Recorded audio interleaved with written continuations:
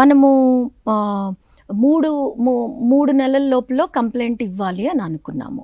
3 నెలల లోపల కంప్లైంట్ ఇచ్చిన తరువాత ప్రాసెస్ ఎట్లా ఉంటుంది ఐసీలో అనంటే, ఐసీలో 4 మెంబర్స్ ఉంటారు మినిమం అని చెప్పుకున్నాము.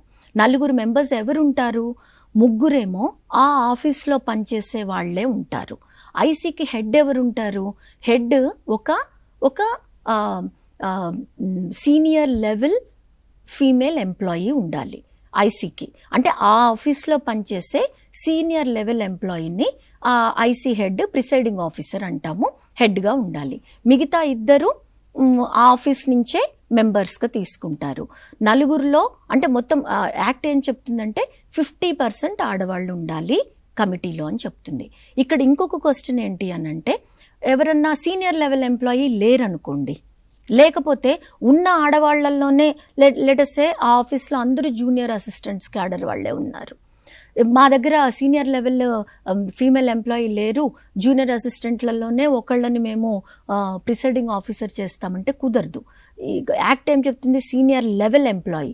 ఎందుకు అనంటే రేపటి రోజున వాళ్ళు అక్కడ కూర్చొని ఒక కోర్టు లాగా ఎంక్వైరీ చేయాల్సిన బాధ్యత ఉంది అందరికీ. అంటే అవగాహన ఉండాలి, ఎనాలిటికల్ పవర్స్ ఉండాలి, ఒక రికమెండేషన్స్ ఇచ్చే కెపాసిటీ కూడా, ఎఫిషియన్సీ కూడా వాళ్ళకి ఉండాలి. కాబట్టి సీనియర్ లెవెల్ ఎంప్లాయీ అన్నవాళ్ళు ఒక ప్రిసైడింగ్ ఆఫీసర్గా ఉండాలి.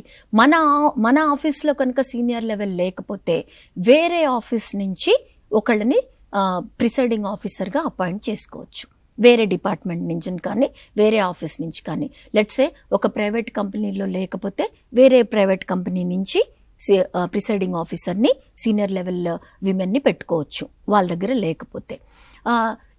ఒకళ్ళు ఇప్పుడు 3 ఆఫీస్ నుంచే ఉన్నారు కదా మనం చెప్పుకున్న దాని ప్రకారం, ఇంకొకళ్ళు ఎక్స్టర్నల్ మెంబర్ ఉంటారు.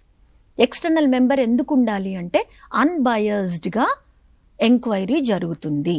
ఏంటి అంటే ఇప్పుడు మన 3 ఆల్రెడీ ఆఫీస్లో ఉన్న వాళ్ళమైతే ఇచ్చిన కంప్లైనెంట్ మీద అటు ఈ రెస్పాండెంట్ మీద మనకు ఒక రకమైన అభిప్రాయం ఆల్రెడీ ఉంటుంది కదా, మనందరం కలిసి పనిచేస్తున్నాం కాబట్టి మనము ఏదో ఒక సైడ్ తీసుకునే అవకాశం ఉంటుందేమో, ఉండకూడదు అని చెప్తుందండి ఈ యాక్ట్. బట్ ఉండే అవకాశం కనుక ఉంటే ఈ ఎక్స్టర్నల్ మెంబర్ ఎవరైతే ఉంటారో ఎవరైనా కావచ్చు, ఆడ కావచ్చు, మగ కావచ్చు, 50 అంటే ఇప్పుడు లెటర్సే మన ఆఫీస్లో ఒక ఐసీలో 4 మెంబర్స్తో మనము ఐసీ కన్స్టిట్యూట్ చేసుకుందామంటే 2 ఆడవాళ్ళు ఉండాలి కంపల్సరీ, 2 ఆడవాళ్ళు కంపల్సరీ ఉండాలి, మిగతా 2 మగవాళ్ళు ఉండొచ్చు. అంటే 3 ఆడవాళ్ళు ఉండొచ్చు, 1 మగవాళ్ళు ఉండొచ్చు. బట్ యాక్ట్ ఏం చెప్తుంది అని అంటే better to have male also, so that it gives an impression that ఆడవాళ్లే కూర్చొని డిసైడ్ చేసుకున్నారు అని అనకుండా రైట్ రిప్రజెంటేషన్ ఉండాలి. కాబట్టి ఇట్లా ఎక్స్టర్నల్ మెంబర్ కూడా ఉంటారు. వీళ్ళ 4 కలిసి ఎవరు అపాయింట్ చేస్తారు ఈ కమిటీని అంటే ఆ విభాగం యొక్క ఆ పర్టికులర్ ఆఫీస్ యొక్క హెచ్ఓడి, ఆ ఆఫీస్ యొక్క హెచ్ఓడి.